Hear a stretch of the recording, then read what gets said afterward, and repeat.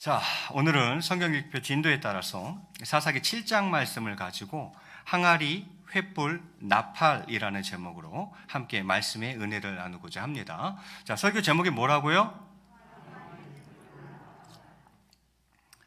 본문 배경은 시대는 사사시대입니다.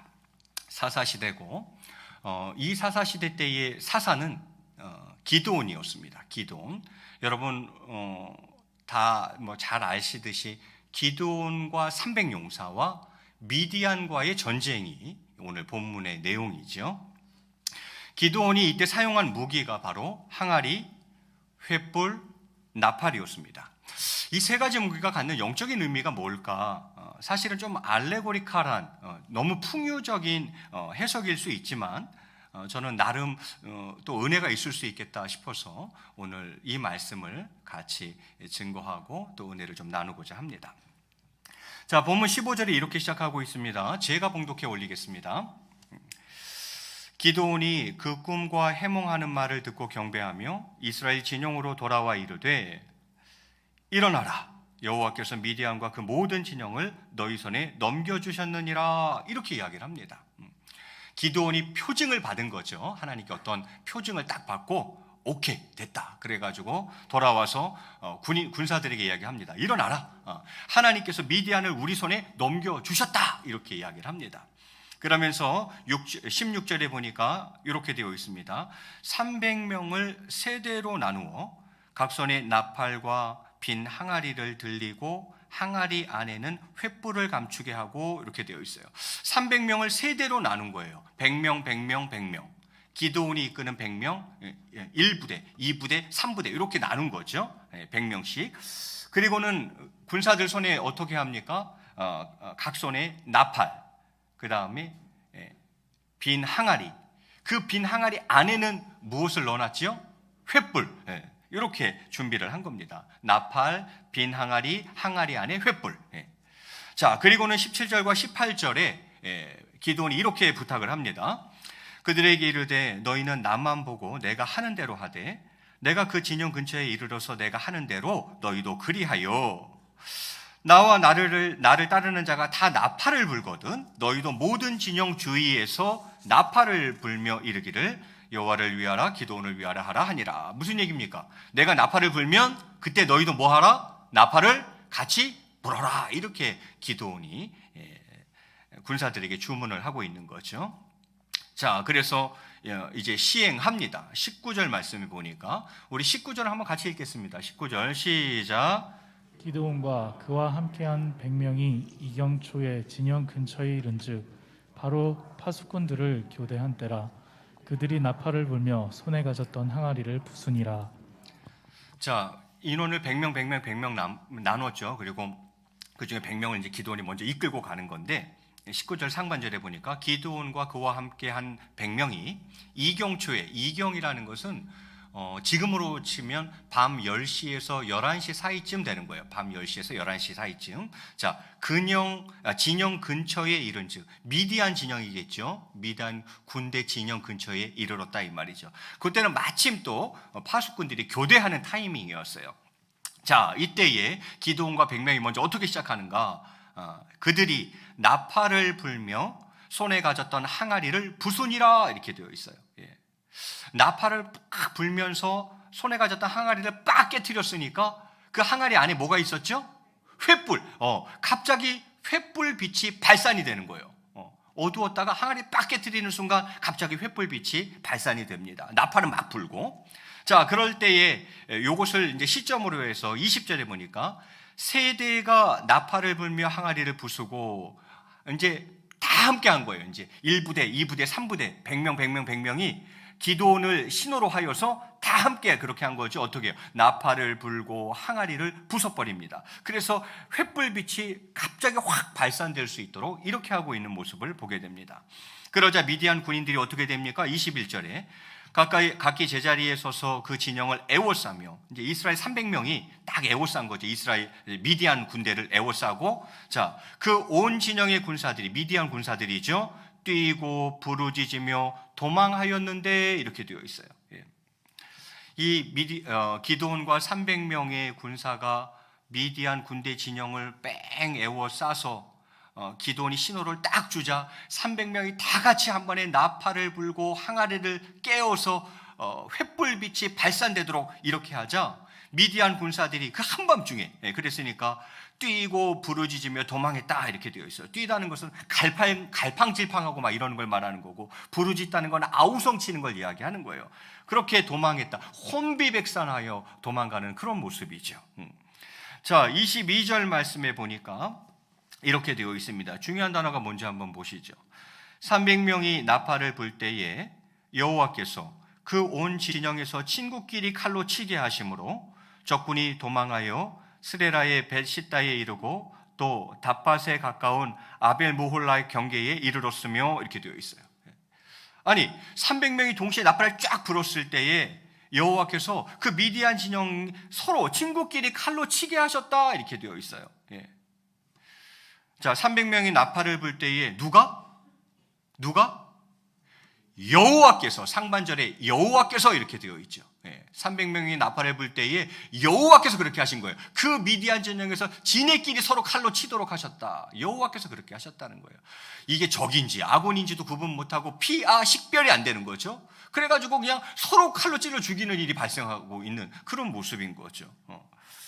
자, 이렇게 해서 적군들이 또 도망합니다. 23절에 오늘 본문 마지막 구절인데요. 한번 마저 읽겠습니다. 시작.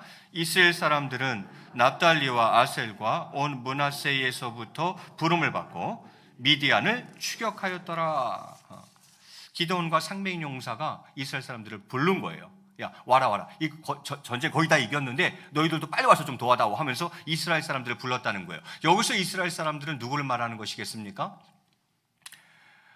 기드온이 하나님 명령에 따라 돌려보냈던 약 3만 명을 이야기하는 거죠.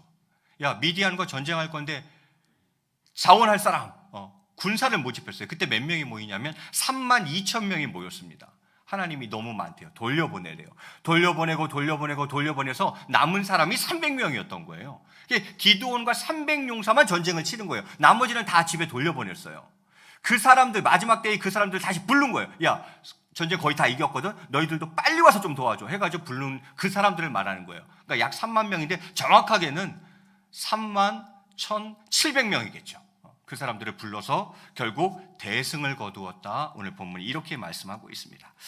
저는 오늘 이 본문을 통해서 기드온의 세 가지 무기의 영적인 의미가 무엇일까, 어떤 의미들을 가질 수 있을까, 그것을 여러분과 좀 묵상하고 싶은 거예요. 첫 번째, 항아리죠. 우리는 쓰임 받기 위한 그릇입니다. 사도행전 9장 15절 말씀에 보면 이렇게 되어 있습니다. 누구 얘기하는가 보세요. 주께서 이르시되 가라. 이 사람은 내 이름을 이방인과 임금들과 이스라엘 자손들에게 전하기 위하여 택한 나의 그릇이라. 이렇게 이야기를 합니다. 여기서 이 사람은 누구를 말하는 것입니까? 사도 바울을 이야기하는 거예요. 사도 바울을 가리켜서 하나님 뭐라 말씀하세요? 내 이름을 위하여 이방과 임금들과 이스라엘 자손들에게 전하기 위해, 내 이름을 전하기 위해 택한 나의 그릇이다. 이렇게 이야기를 하십니다. 사도 바울만요? 아니요. 저희 역시 하나님께 쓰임 받기 위한 그릇인 것입니다. 여기 계신 분들 모두가 그런 거예요.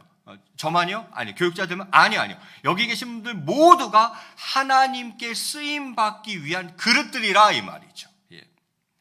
먼저는 이것을 꼭 믿으시기 바랍니다. 아, 그렇구나. 나도 하나님께 쓰임 받기 위한 그릇이구나. 이걸 먼저 꼭 믿으시길 바랍니다. 그럼 두 번째는 무엇입니까? 쓰임 받기 위해서는 깨끗한 그릇이어야 합니다. 디모데후서 2장 21절에 이렇게 말씀합니다. 제가 봉독해 올리겠습니다. 그러므로 누구든지 이런 것에서 자기를 깨끗하게 하면 귀히 쓰는 그릇이 되어 거룩하고 주인의 쓰임에 합당하며 모든 선한 일에 준비함이 되리라. 이렇게 하나님 말씀하세요. 자신을 깨끗하게 하면 귀하게 쓰임받는 그릇이 된다는 것입니다. 금그릇이라 귀하고 은그릇이라 귀하고 나무 그릇이나 흙그릇이라 귀하지 않은 게 아니라 뭐가 귀한 그릇이라는 거예요? 깨끗한 그릇이 귀한 그릇이라는 거죠. 깨끗한 그릇이 깨끗하면 그건 귀하게 그 그릇은 쓰임을 받는다는 거죠. 주인이 쓰기에도 합당하고 그리고 모든 선한 일에 쓰기에 딱 좋다 이렇게 이야기를 하는 거죠. 깨끗한 게 핵심이에요. 재료가 무엇이냐가 핵심이 아니라 깨끗한 게 핵심이라 이 말이죠. 여기 있는 물컵이 들어오면은 제가 여기다 물을 담아서 마시겠습니까? 예. 설거지도 안 해가지고 막 덕지덕지 때가 끼고 물때 껴있고 누가 똥 싸놓고 막 이러면 이 컵 가지고 제가 물을 마시겠습니까? 절대 안 마시죠. 금으로 된다고 제가 그걸 마시겠습니까? 안 마시죠.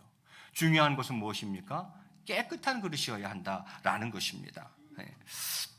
자, 그리고는 우리는 항아리고 또 그릇일진데, 그래서 그 쓰임에는 자신을 깨뜨리는 깨어짐이 때로는 필요합니다. 자신을 깨뜨리는 깨어짐. 오늘 본문 19절 하반절에 이렇게 기록되어 있습니다. 요거 같이 한번 읽겠습니다. 시작. 그들이 나팔을 불며 손에 가졌던 항아리를 부수니라. 손에 가졌던 항아리를 어떻게 했다고요? 부쉈더니만 그 안에 뭐가 있었어요? 횃불이 있었어요. 갑자기 횃불 빛이 발산되었다라는 거죠. 뭐 할 때? 항아리를 부수니까. 항아리가 부서져야 빛이 발산되는 것처럼 내가 깨어져야 내 안에 예수 그리스도의 빛이 발하여지는 것입니다. 이걸 알아야 돼요. 내 자아가 깨어져야 내 안에 예수 그리스도의 빛이 발하여지는 것입니다. 마가복음 14장 3절에 향유 옥합 이야기를 이렇게 증거하고 있습니다. 제가 봉독해 올리겠습니다. 예수께서 베다니 나병 환자 시몬의 집에서 식사하실 때에 한 여자가 매우 값진 향유 곧 순전한 나드 한 옥합을 가지고 와서 그 옥합을 깨뜨려 예수의 머리에 부으니 이렇게 되어 있어요. 향유 옥합이 깨져야 향기가 날리는 것처럼, 향유 옥합이면 뭐합니까? 깨지질 않는 것. 향유 옥합이 깨져야 향기가 날리는 것처럼 내가 깨어져야 내 안에 그리스도의 향기가 날리기 시작하는 것입니다. 내 자아가 깨어져야 내 안에 계신 예수 그리스도의 향기가 날리기 시작하는 것이죠. 그렇습니다. 하나님께 쓰임받기 위해서는 자아가 깨어져야 합니다. 이것을 예수님이 하신 표현대로 하자면 자기 부인이 돼야 돼요. 너희들 나 따라오려고 그래? 그러면 자기를 부인하고 네 몫에 대인 십자가를 지고 나를 따라와 했을 때 그 자기 부인이 바로 이걸 말하는 거예요. 자아가 깨어지는 것, 나를 내려놓는 것, 그리고 나를 따라와, 이렇게 주님이 말씀하셨던 거죠. 자, 이게 항아리이고 이것이 그릇입니다. 두 번째는 횃불인데요. 횃불을 저는 진리의 횃불이라고 한번 이렇게 칭해보고 싶습니다. 진리의 횃불. 성도는 진리의 빛을 가진 자입니다. 그래서 마태복음 5장 14절에 예수님께서 이렇게 말씀하셨죠. 이것도 같이 읽겠습니다. 시작. 너희는 세상의 빛이라. 뭐라고요? 누가요? 너희는 세상의 빛이라 이렇게 말씀하셨어요. 성도는 진리의 빛을 가진 자입니다. 진리의 빛이 세상을 비추게 해야 합니다. 요한복음 5장 35절 상반절에서 이렇게 주님 말씀하십니다. 요한은 켜서 비추이는 등불이라. 여기서 요한은 세례 요한을 가리키는 거예요. 예수님이 세례 요한을 향해서 뭐라고 말씀하시냐면 요한은 켜서 비추는 등불이라 이렇게 말씀하셨어요. 우리 또한 진리의 빛이 세상을 비추게 해야 합니다. 이 세상이 얼마나 어두워요. 이 어두운 세상을 누가 비칠 거냐 이 말이에요. 너희는 세상의 빛이라. 그 빛을 세상을 향해 비추어야 한다는 것입니다. 이 어두운 세상에 진리의 빛을 비추어야 한다는 것입니다. 그리고 무엇보다도 선행으로 빛을 비추어야 합니다. 마태복음 5장 16절 말씀에 보면 주님 이렇게 말씀하셨어요. 이같이 너희 빛이 사람 앞에 비추게 하여, 뭘로 그렇게 비추는가? 그들로 너희 착한 행실을 보고 하늘에 계신 너희 아버지께 영광을 돌리게 하라. 주님 이렇게 말씀하셨죠. 그렇습니다. 우리의 선한 행실로, 선행으로 빛을 비추어야 합니다. 선행을 행치 않으면 그리스도인이라 이야기하기는 좀 어려워요. 선행으로 빛을 비추어야 합니다.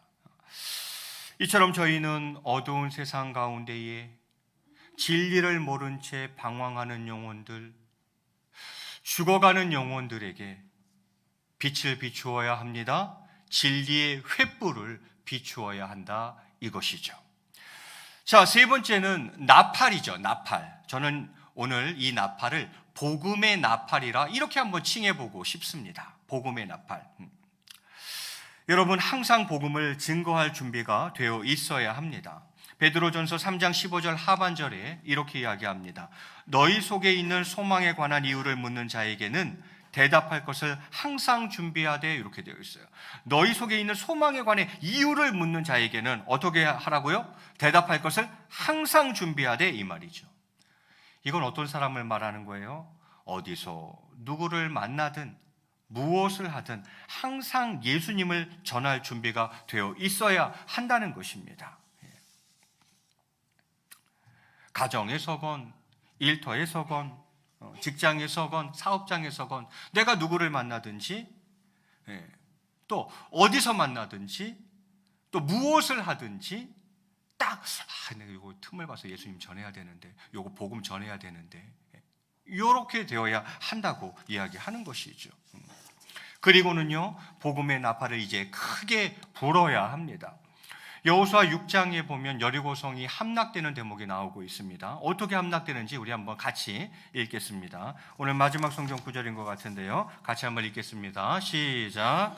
이에 백성은 외치고 제사장들은 나팔을 불매 백성이 나팔 소리를 들을 때에 크게 소리 질러 외치니 성벽이 무너져 내린지라. 백성이 각기 앞으로 나아가 그 성에 들어가서 그 성을 점령하고. 아멘. 자, 상반절에 뭐라 그랬습니까? 이에 백성은 외치고 제사장들은 나팔을 불매. 자, 백성이 나팔 소리를 들을 때에 어떻게 했다고요? 크게 소리 질러 외치니 성벽이 어떻게 됐다고요? 무너졌어요. 성벽이 무너졌으니 하반절에 보니까 그 성에 들어가서 그 성을 뭐 했더라? 점령했더라. 이렇게 되어 있어요. 여러분, 크게 소리 질러 외치니 성벽이 무너져 내린지라. 복음의 나팔을 크게 불어야 합니다. 복음의 나팔을 크게 불어야 돼요. 들릴락 말락하게 부는 것이 아니라 복음의 나팔을 크게 불어야 하는 것입니다. 그래야 성벽이 무너지고, 성벽이 무너져야 그 성을 점령할 수 있기 때문입니다. 복음의 나팔을 크게 불어야 합니다. 그렇게 복음을 증거할 때에 누구도 역사하십니까? 하나님도 역사하시는 거죠. 하나님의 역사가 나타납니다. 히브리서 2장 4절 말씀 제가 한번 봉독해 올리겠습니다. 여러분은 뜻을 한번 잘 생각해 보시죠. 하나님도 표적들과 기사들과 여러 가지 능력과 및 자기의 뜻을 따라 성령이 나누어 주신 것으로서 그들과 함께 증언하셨느니라, 이렇게 되어 있어요. 표적들부터 로서까지 묶어버리면 문장은 단순해지죠. 무슨 말입니까? 하나님도 그들과 함께 증언하신다, 이 말이죠. 우리가 복음을 증거할 때에 하나님께서도 함께 하신다는 것입니다. 무엇으로? 표적과 기사로, 능력과 성령의 역사로 하나님께서도 함께 하신다는 거죠. 이거거든요. 하나님의 역사를 잘 경험하지 못하십니까? 왜 나는 하나님의 역사를 잘 경험하지 못하면서 살아가지? 그 이유 중에 하나는 복음을 증거하지 않기 때문입니다. 하나님의 역사는 언제 나타나냐면 바로 하나님을 증거할 때, 복음을 증거할 때 하나님의 역사가 나타나는 거죠. 우리가 복음을 증거할 때 하나님께서도 표적과 기사로, 능력과 성령의 역사로 함께 하신다는 것입니다. 그렇습니다. 우리는 복음의 나팔을 크게 부는 복음의 나팔수가 되어야 합니다. 말씀을 정리할까 합니다. 저는 오늘 기도원이 가지고 있었던 그 세 가지 무기가 갖는 영적인 의미가 무엇일까를 오늘 여러분과 묵상한 것이죠. 첫 번째는 항아리였습니다. 저희 모두는 하나님께 쓰임받기 위한 그릇입니다. 먼저는 이것을 꼭 믿으시기 바랍니다. 그리고 쓰임받기 위해서는 반드시 깨끗한 그릇이어야 합니다. 또한 그 쓰임에는 반드시 자아의 깨어짐이 있어야 됩니다. 자기 부인이 있어야 됩니다. 그래야 쓰임받을 수 있습니다. 두 번째는 횃불, 진리의 횃불을 말씀드렸죠. 성도는 진리의 빛을 가진 자입니다. 그 진리의 빛이 세상을 비추게 해야 합니다. 또한 우리의 선한 행실로, 선행으로 빛을 비추어야 합니다. 어두운 세상 가운데 진리를 모른 채 방황하는 영혼들에게, 죽어가는 영혼들에게 진리의 횃불을 비추어야 합니다. 세 번째는 나팔, 복음의 나팔이었죠. 항상 복음을 증거할 준비가 되어 있어야 합니다. 어디서 누구를 만나든 무엇을 하든 항상 예수님을 전할 준비가 딱 되어 있어야 합니다. 그리고 이왕 복음의 나팔 부는 거, 복음의 나팔을 크게 불어야 합니다. 그래야 성벽이 무너지고 그 성을 점령할 수 있기 때문입니다. 또한 그렇게 복음을 증거할 때에 하나님께서 반드시 함께 하십니다. 이 말씀을 그러면 이제 나의 삶에 어떻게 적용할까? 적용 말씀드리고 말씀을 맺을까 합니다. 먼저는 항아리죠. 여러분, 내가 하나님께 쓰임받기 위한 그릇이라는 것을 믿으십니까? 이거 꼭 믿으시기 바랍니다. 목사만 하나님께 쓰임받는 그릇이 아니에요. 우리 모두, 여기 계신 분 모두가 하나님께 쓰임받기 위한 그릇들이에요. 어떤 그릇이는 그거 별로 재료가 별로 중요하지 않다 그랬어요. 그 대신 뭐 해야 된다? 깨끗해야 된다 그랬고요. 그 가운데에서도 특별히 제가 오늘 설교 가운데에 무게를 두고 싶은 대목은 깨어짐입니다. 내가 깨어져야 내 안에 그리스도의 빛이 발산이 되고, 내가 깨어져야, 부서져야, 자아가 깨어져야 내 안에 그리스도의 향기가 날리는 거죠. 그런데 자아가 깨어지지 않아서, 자기 부인이 안 되어서, 아직도 내가 살아있어서 예수님의 빛도 그리스도의 향기도 날리지 못하고 계시는 것 아니십니까? 그것을 여러분이 한번 돌아보는 시간이 꼭 되었으면 좋겠습니다. 진리의 횃불은 어떻게 적용하시겠습니까? 어두운 세상 가운데에 진리를 모른 채 방황하는 영혼들에게 진리의 빛을 비추고 계십니까? 불쌍하잖아요. 세상은 점점 어두워가는데 빛이 없어요. 우리가 빛이에요. 세상의 빛이래요. 그 빛을 비춰줘야죠. 진리? 아무것도 몰라요. 뭐가 뭔지도 모르고 그냥 정신없이 살아가고 있어요. 진리를 알려줘야죠. 불쌍하잖아요. 진리의 빛을 비춰주어야 합니다. 그래서 방황하는 영혼들, 사실 진리도 모르고 죽어가는 영혼들이죠. 그 영혼들을 살려내는 진리의 횃불이 되어야 된다라는 거죠. 마지막은 복음의 나팔입니다. 어디서 누구를 만나든 무엇을 하든 항상 예수님을 전할 준비가 되어 있어야 합니다. 어떤 분들은 식당 가면 벌써 딱 그것부터 시작하는 거예요. 사장님 교회 다니세요? 이분은 딱 준비되어 있는 거예요. 내가 뭘 하든 누구를 만나든 어디 있든 뭐 할 생각만 딱 갖고 있는 거예요. 틈을 봐서 예수님 이야기 꺼내야지. 어떻게든 복음을 꺼내야지. 이게 딱 준비가 되어 있는 사람들이죠. 그런데 많은 그리스도인이 아무 생각 없이 살아요. 어디 가든 누구를 만나든 무엇을 하든 예수님 생각합니까? 복음 생각합니까? 어떻게든 그 틈바구니 속에서 예수님 전해보려고. 사실 그것 때문에 만나는 건데 복음 좀 어떻게 전해보려고. 이런 마인드로 살아가는 거죠. 이 사람이 복음의 나팔인 거죠. 어떻게든 딱 그 생각만 있는 거예요. 딱 그 생각만 있는 거예요. 틈만 보이면 바로 그냥 예수님에게 꺼내려고, 이제 교회 나오시라고 말씀드리려고. 이게 복음의 나팔로 살아가는 것 아니겠습니까? 그리고 이왕 나팔 불 거면 복음의 나팔을 크게 불어야 합니다. 복음의 나팔을 크게 불고 계십니까? 아니면 들릴락 말락 이렇게 작게 불고 계십니까? 복음의 나팔을 크게 불 때에 그 견고한 성벽이 무너지는 거예요.